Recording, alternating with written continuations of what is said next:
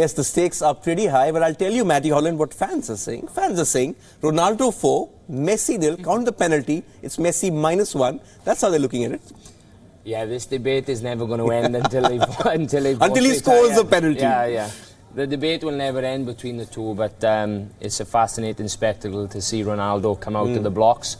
And it's up to Messi now to do a little bit as he's done at club level. Yes, but what he does for club level is score a lot of goals, drags his team. He's got a great selection of players around him. What we can tell you is we've got the lineups for this match and a lot of changes. Maddie, we'll talk over this. Caballero Mercado comes in.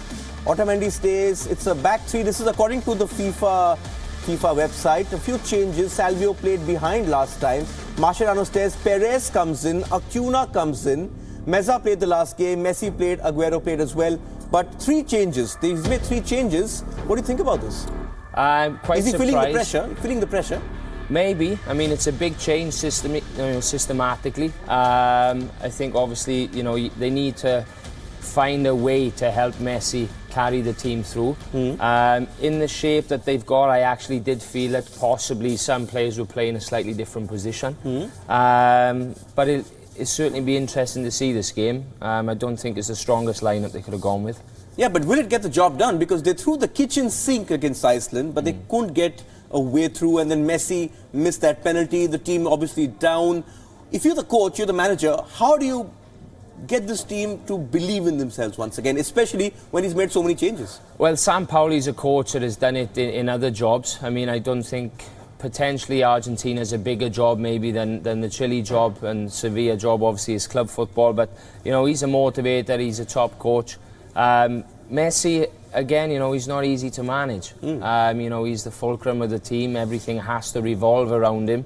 I think you saw his frustrations, he was dictating to players in the game, and he's obviously feeling it a little bit. There's a fantastic article I read this morning, and it compares Messi to the solar system and how the other 9 players revolve around him, especially the outfield players. And that just shows that that's the biggest problem. Can you just tell me, he's got people like Dybala, Higuain, Kun Aguero, Di Maria, but every coach in a sense has to pander to Messi's wishes or else all hell breaks loose. Yeah, well, if you now in this team, especially the first game, he was playing in that central number 10 position within the lineup that they put out. But I mean, a lot of his success in recent years at Barca had come from the wide area of that 3, and he gets to roam inside, etc. So,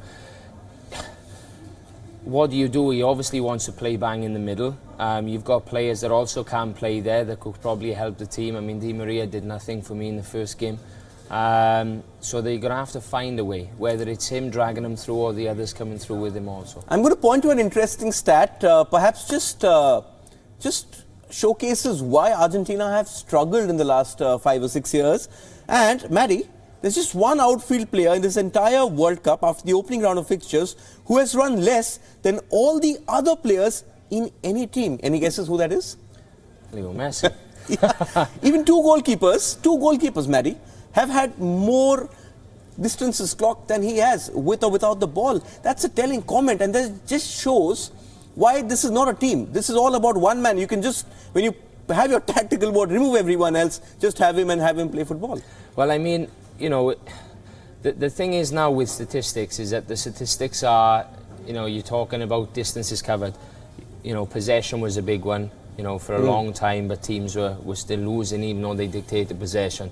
So, what's important is with those meterage, without getting too technical, is what they do with those meterage. So if they play in a high intensity pressing game, those meters need to be at higher speeds. Of course, he's not covering the meters, but maybe when he does get on the ball, he's trying to drive at people with the ball in the first game, maybe to try and create something. Is he trying too hard? When I look at the players around him, is he trying too hard? Do you think, before we get into the tactical bits, you think he's trying too hard? And by doing that, he's floating up in positions here and there, and that just leaves the team all over the place. I don't think he's trying too hard. I don't think he's got enough quality around him that he should do.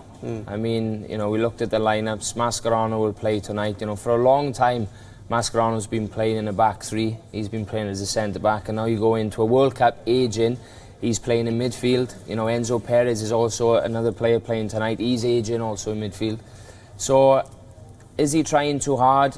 No, but potentially the expectation on him to try and do something is more because the others maybe can't do that.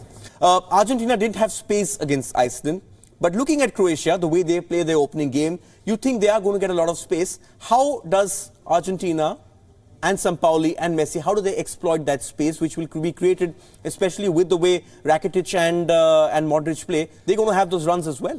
Yeah, well, potentially what you'll get is you'll get Modric and Rakitic in this midfield, but we've had the feedback that maybe Modric will play number 10 tonight. You know, that gives him a different perspective. Potentially another defensive midfielder will go in there just to shut up and shore up a little bit this threat, maybe of a slight change in system from Sampaoli.